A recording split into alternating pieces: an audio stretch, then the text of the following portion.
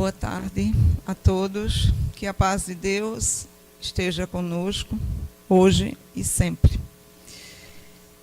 Um olhar para a família. E eu gostaria de começar a nossa conversa, a tarde de hoje, perguntando: o que é família?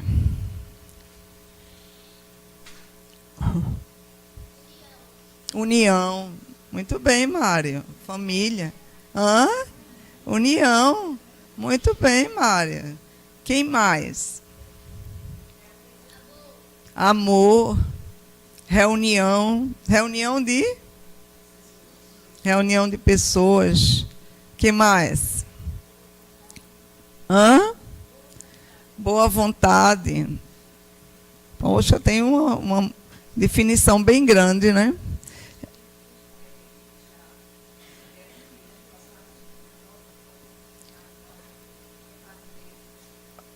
Um novo caminho, né? Olha, espíritos que já se reuniram em outras existências e que agora estão voltando para se reunirem novamente. Será que a gente poderia dizer que estamos aqui numa grande família? Estamos, né? Que bom. Eu fui pegar lá no dicionário Aurélio, 2010.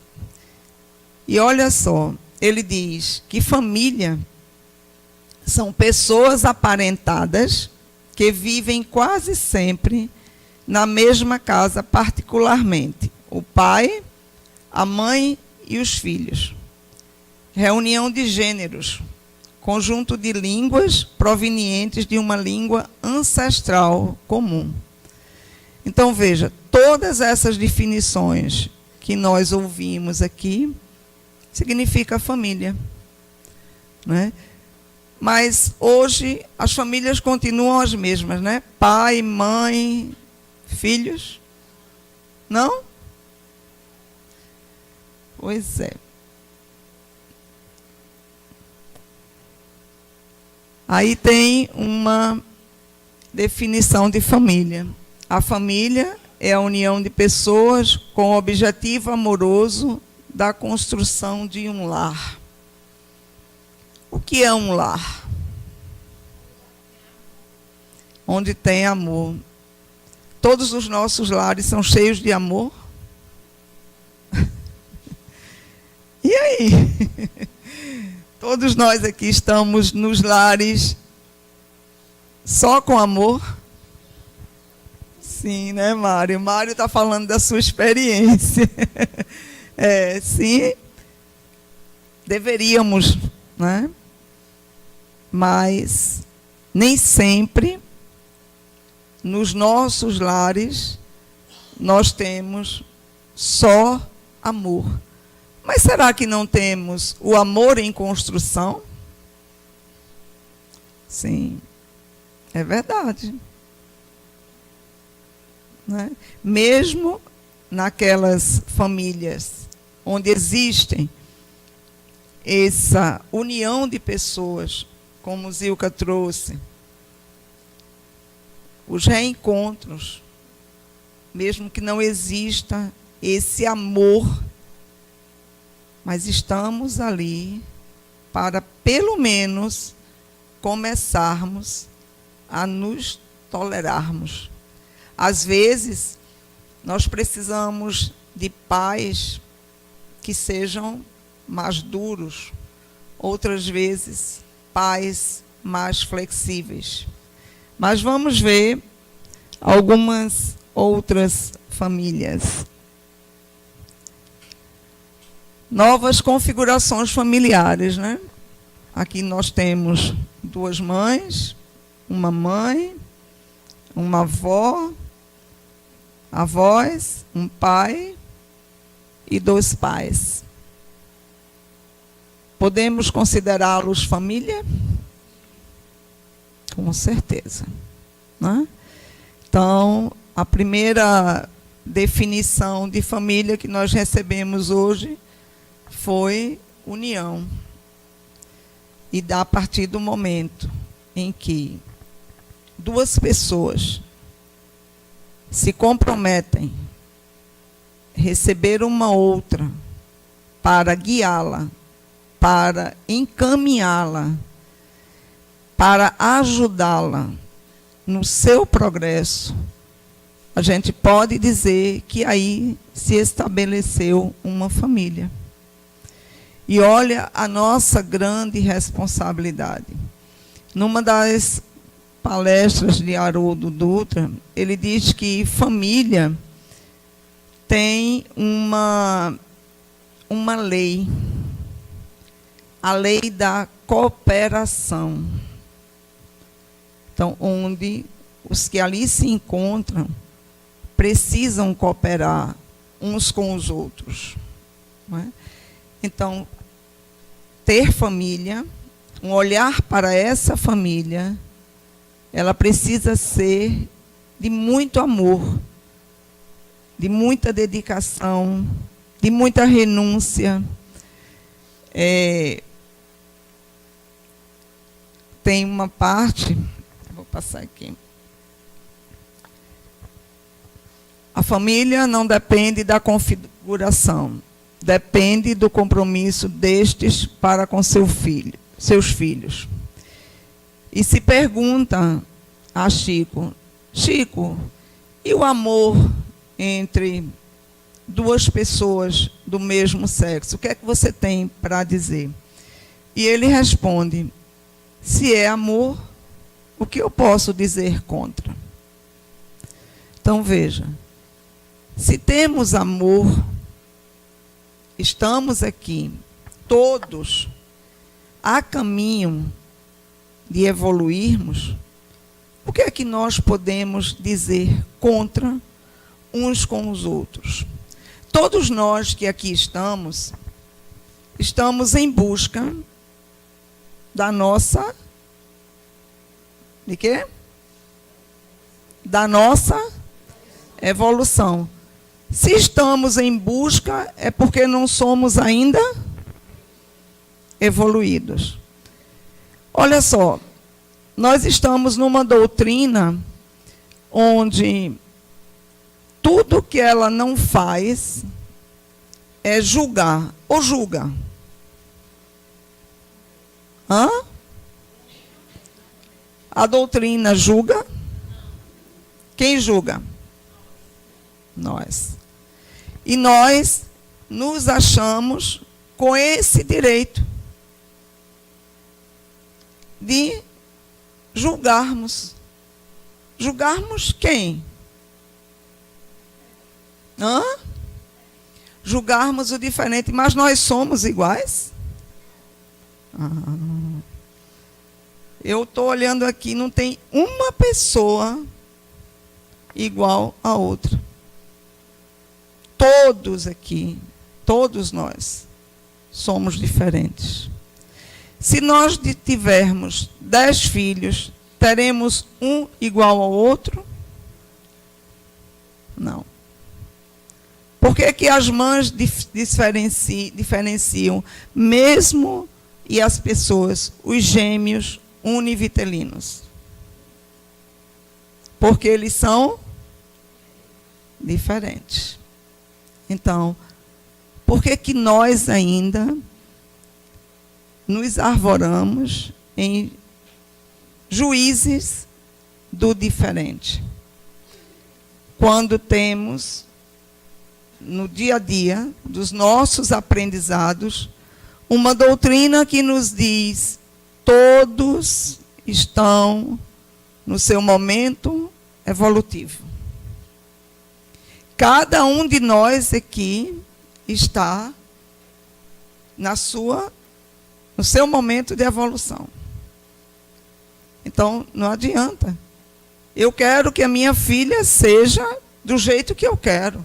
Ela vai ser? Eu tenho um sonho que meu filho seja médico. E ele resolveu ser ator, artista plástico. E aí? O que é que a gente faz? A gente apoia. Mário, eu estou quase pedindo para você vir para cá.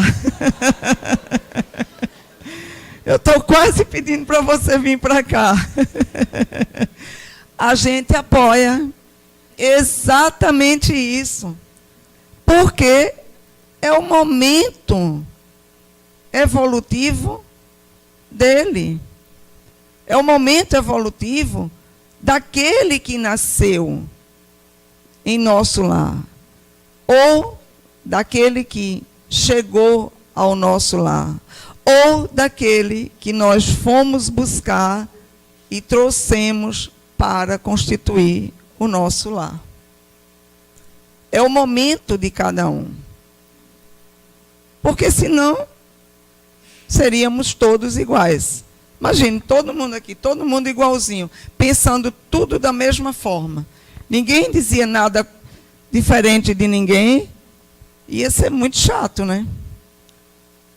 Com certeza. Porque como é que iria haver evolução?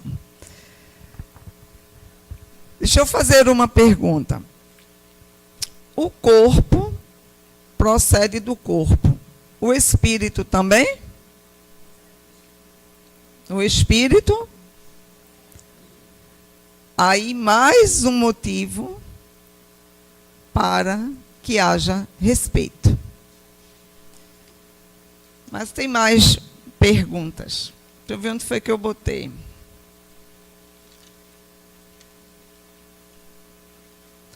Deixa eu perguntar uma coisa.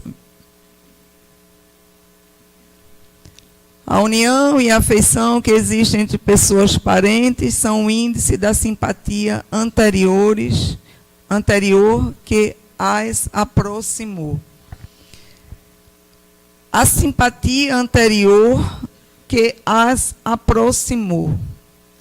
As antipatias também? Mas podemos trazer em nossos lares pessoas que não são simpáticas? E aí, como é que a gente faz? Abraça. O que mais? Perdoa. Perdoa por quê? Por que perdoar?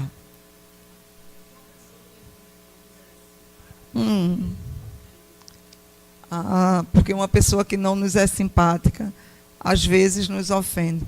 Mas será que nós também podemos tê-la ofendido? Podemos. Então, perdoa e nos perdoamos. E pedimos perdão. Né? Mas na frente, uma parte do Evangelho vai dizer: quando uma criança que às vezes repele a sua mãe, devemos abraçá-la e ensiná-la o respeito, o amor. E muitas vezes precisamos dizer: um de nós é culpado. Ou um de nós muito errou. E também tem algumas encarnações onde pessoas que já estão um pouco mais evoluídas pedem para trazer alguns espíritos que precisam evoluir. Precisam nascer no lar onde eles recebam carinho, onde eles recebam compreensão, onde eles recebam o amor, recebam toda sorte que a gente possa dar de moralidade. E aí, aos poucos, esse espírito irá fazendo a sua transformação moral. Mas receber um espírito desse é fácil? Não. Não é? Não é fácil mesmo. Mas é impossível? Também não. Então, depende de quem os acolha. No livro Nosso Lar, a mãe de André Luiz pede para resgatar duas amantes que tinham sido do seu marido, para trazê-las como filhas. Né? Olha só, é muito amor, né? Para libertá-lo, exatamente, ela pede, porque nós não estamos aqui para evoluir.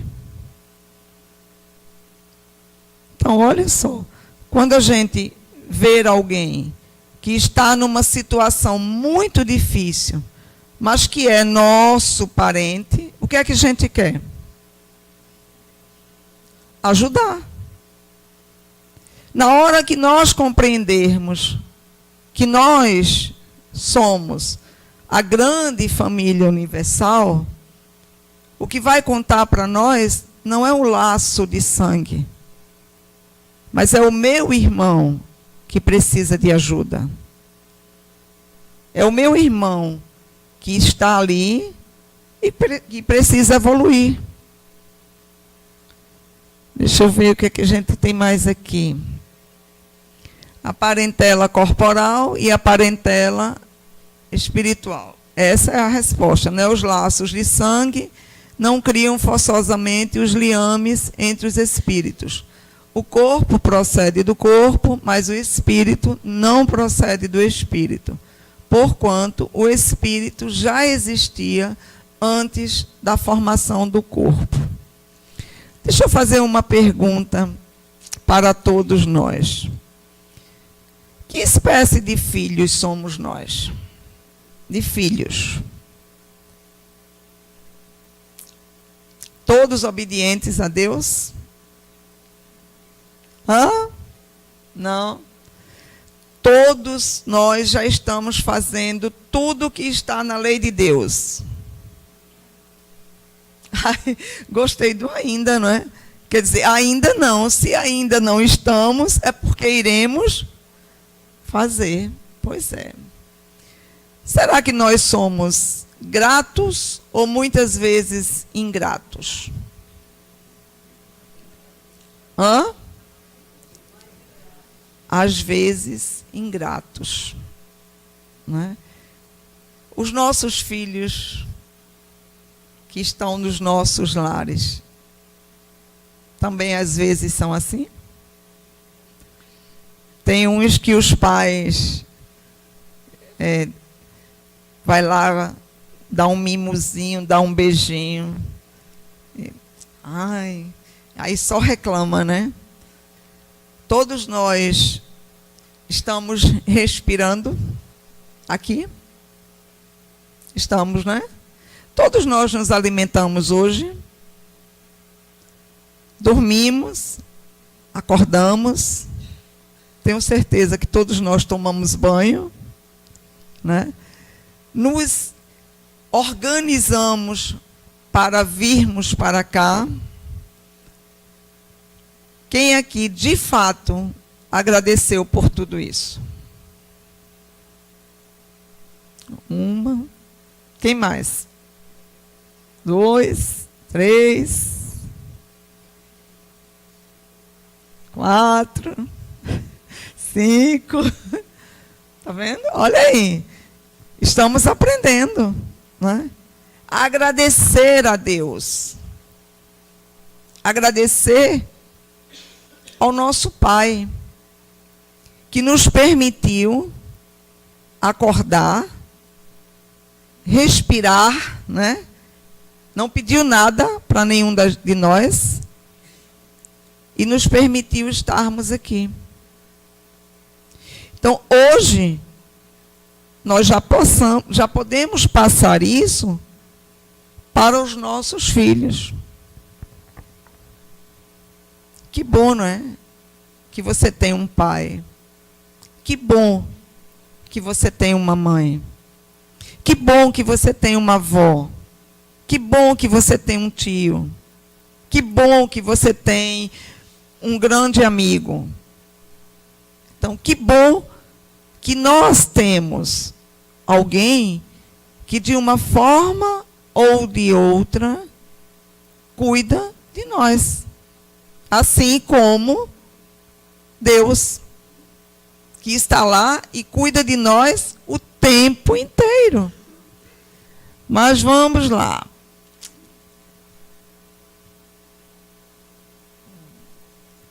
Deus permite que nas famílias ocorram essas encarnações de espíritos antipáticos ou estranhos, com o duplo objetivo de servir de provas para uns e para outros de meios de progresso, que é exatamente aquilo que eu falei. Aqueles que estão como retardatários virão em famílias que já se dispuseram para evoluírem. Aí a gente diz assim, meu Deus, eu não sei onde eu errei com esse menino. Eu eduquei os 5 iguais. E aí? Onde foi que nós erramos? Cada um diferente.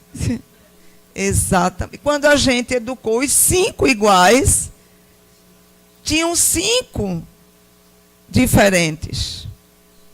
Então, aquele, eu podia dizer assim, ô filho, sente aí não. E ele dizer, ok.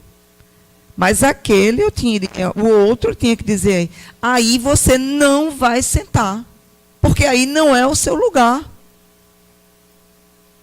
E tem aquele outro, que eu tinha que chegar lá e dizer, saia daí, porque aí não é o seu lugar, não é?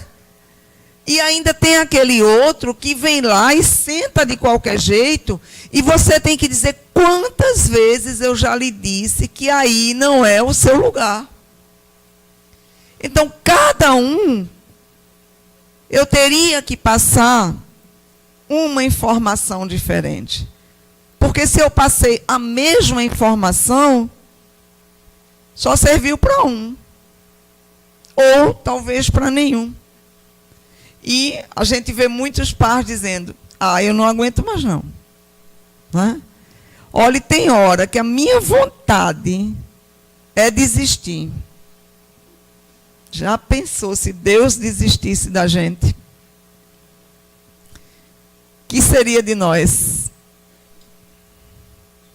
Já pensou se ele agora dissesse assim, pronto, tá bom, última chance de vocês, última encarnação, acabou. Não tem mais chance. E aí? O que é que a gente faria? Eu ia me desesperar. Maurino não, Maurino já estava tranquilo. Eu ia pedir, não, pelo amor de Deus, só mais uma oportunidade. Pelo amor de Deus. Com a reencarnação, ascendentes e descendentes podem já terem se conhecido, vivido juntos, amado, e podem reunir-se mais tarde, a fim de apertarem entre si os laços de simpatia. O Evangelho, ele diz o seguinte, que a doutrina anti-reencarnacionista, ela se perde na hora que diz assim, não, a gente não quer reencarnação porque a gente vai perder os laços. E é exatamente o contrário. Com a reencarnação, esses laços, eles vão se fortalecendo. Porque à medida que nós vamos nos conhecendo, à medida que nós vamos e voltamos, cada vez mais eu vou aprendendo a lidar melhor. Então, hoje foi difícil. Amanhã, quando eu voltar, eu vou já saber um pouco melhor sobre as minhas filhas, sobre o marido, né? Sobre aqueles que estão no nosso círculo de convivência, sobre aqueles amigos. Não é assim? Olha só, quando a gente conhece uma pessoa, às vezes a gente conhece de cara.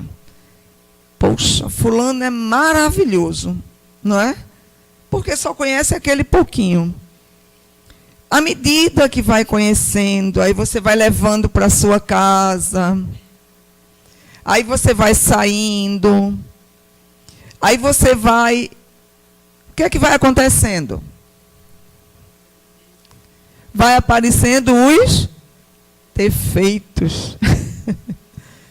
Não é? E é aí onde a gente vai vendo se a gente vai poder ficar juntos ou não. Que é exatamente o período que às vezes a gente tem do namoro. Para ver se a gente gosta ou não. Só que com o namoro, o que é que acontece? A gente vê tudo que a pessoa tinha. Mas mesmo assim a gente casa. Né? Aí depois diz, fulano mudou.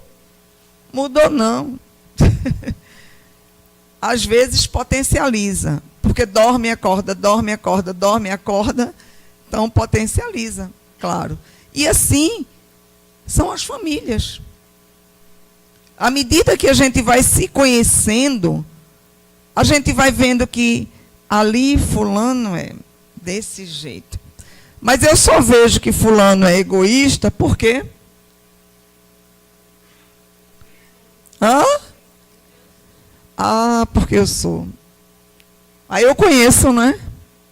Eu só vejo que fulano é invejoso, por quê?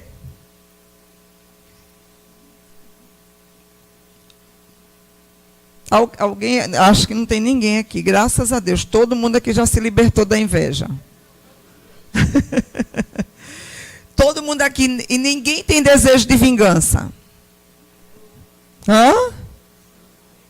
Não, né? Graças a Deus. Outro dia eu perguntei para uma pessoa, estava conversando com ela, eu disse, mas você não tem desejo de vingança? Não, graças a Deus, vingança é uma coisa que não passa mais por mim. Eu digo, sim, mas quando tu estás assistindo aquela novela, que aquela pessoa que faz bem muita maldade começa a pagar, como é que tu fica? Eu vibro. Pois é, acho é bom, bem feito, está pagando tudo que fez. Como é o nome disso? Né? Então, nós identificamos de fato no outro. Identificamos principalmente nos nossos filhos.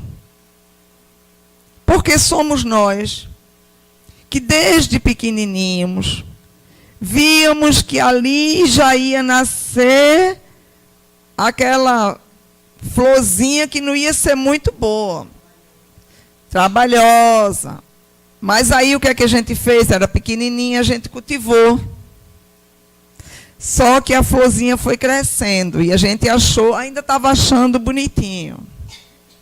Aí quando a florzinha está maior, os espinhos começam a aparecer.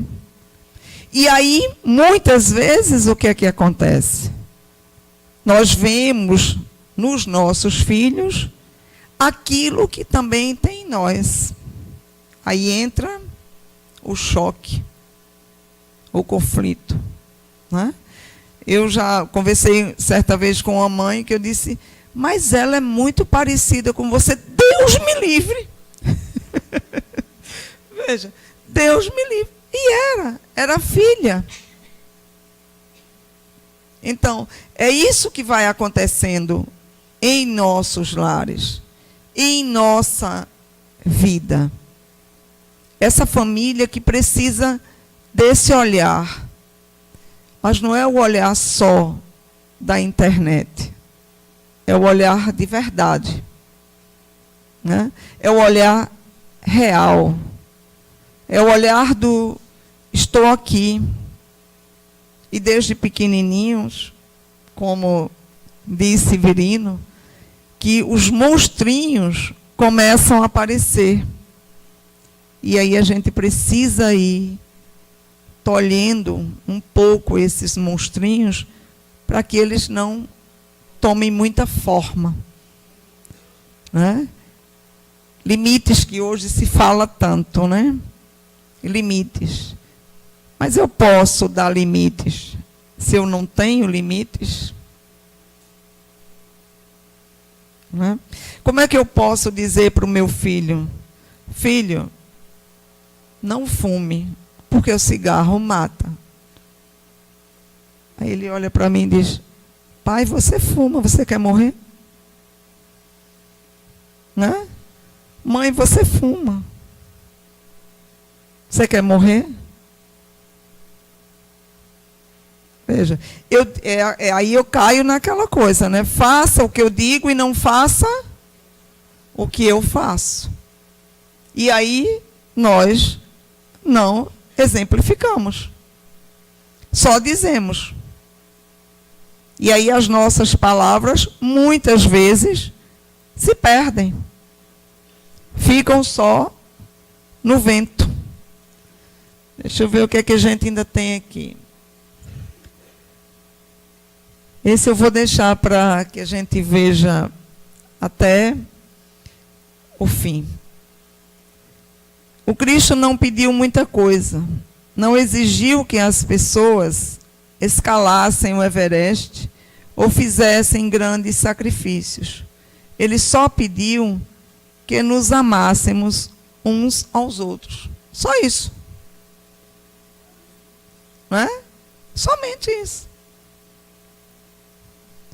E aí, quando a gente pensa que nós estamos numa doutrina que não condena, será que não está na hora da gente começar a refletir um pouco e a olhar para o outro e dizer assim: fulano está na sua melhor versão e na sua caminhada.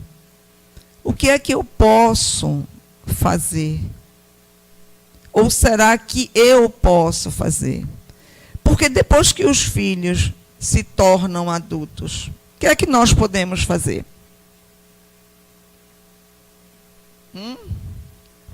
Filhos adultos ainda precisam que nós estejamos educando todos os dias? Tem gente aqui que está balançando com a cabeça. Você educa um homem aos 25 anos? Hã? A gente educa? Não. A educação, ela começa desde o ventre. A educação, ela começa na hora que a gente descobre que vai ter um filho. Seja ele nascido do ventre ou não. Porque na hora que nós recebemos, aí já podemos dizer a ele: eu te recebo com muito amor. Nós dois vamos estar pertos para ajudarmos as nossas evoluções. Então, nós já começamos a educar. Quando a gente quer educar um filho aos 25 anos, aos 30, já passou. Porque a partir do momento que ele está lá, ele toma banho, ele deixa a toalha em cima da cama, se ele não aprendeu lá atrás, ele não vai aprender. Sim, sim, sim. Eu falo da educação, essa educação infantil, né? Exato. O educar, veja, Você educa talvez, na hora que você diz assim, talvez, não sei. Filho, olha, você deixou a toalha em cima da cama. Eu estou estendendo para você. Talvez ele se toque. Né? Talvez ele se toque. Porque senão você vai criar um eterno conflito. Você vai reclamar, ele vai dizer que você está enchendo o saco, é chata, que não é possível. E aí, agora, lá atrás, por isso a gente recebe. Outra coisa que eu lembrei agora, perguntaram por que a gente, acho que foi Allan Kardec que perguntou, por que a gente, ao renascer, nós não víamos adultos, com todo o conhecimento que a gente tinha. Por que a gente precisava esquecer e reaprender tudo? Por que será?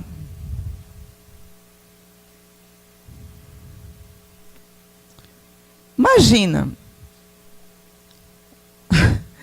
a gente renascendo aqui já como PhD. Quando a mãezinha dissesse assim, meu filho, mãe, peraí, eu já sei de tudo isso. Hoje a gente vê isso com as crianças que estão nascendo muito inteligentes, que, claro, já trazem os seus aprendizados. Então, a gente vem pequenininho, esquece tudo, porque ali é mais fácil. O nosso aparelho psíquico, tudo em nós, ele vai começar de novo, porque não é a primeira vez, a receber educação. E mesmo assim, quantos de nós acham, não quero. Tá, você me ensinou, te agradeço, ok, mas agora eu decidi que eu quero levar a minha vida desse jeito. E aí não adianta. Você me deu tudo. E tem no Evangelho, quando os pais fazem tudo o que puderam pelo adiantamento moral do filho, eles não serão culpabilizados se esses não quiseram receber a educação. Então, vão ter que novamente se preparar para voltarem e terem outras, tais quantas sejam necessárias, experiências. Porque, imagine, todos nós estamos aqui aprendendo,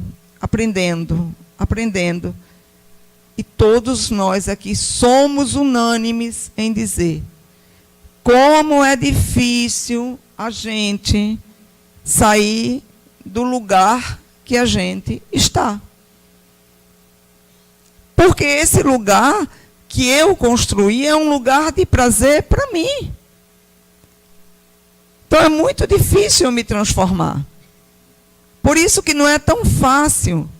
Na hora que a gente adentra o centro espírita, a doutrina não diz assim, olha, Maurino, se você tratar mal o seu irmão, você vai para o inferno.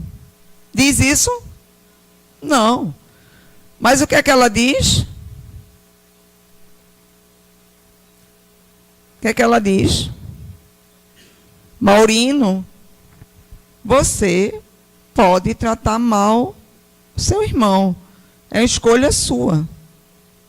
Agora, você vai precisar reparar isso aí. Então, a doutrina espírita, ela nos conscientiza. Ela nos conscientiza para que nós possamos nos educarmos e nos transformarmos. Ontem, com certeza, talvez nós estaríamos a essa altura, sei lá, passeando em alguns lugares que não fossem legais. Hoje nós estamos aqui, conversando. Evolução. Né? Então estamos bem melhores. Porque às vezes se diz assim, não, a doutrina, ela está sempre dizendo que a gente é culpado. Não, nós não somos culpados. Nós somos responsáveis. Culpa é uma coisa que não deixa a gente avançar. Responsabilidade me diz que eu posso reparar aquilo que eu fiz e que não estava de acordo com as leis de Deus. Por isso que a gente está sempre chamando. Ora, a doutrina diz que a gente vai ser castigado. Não.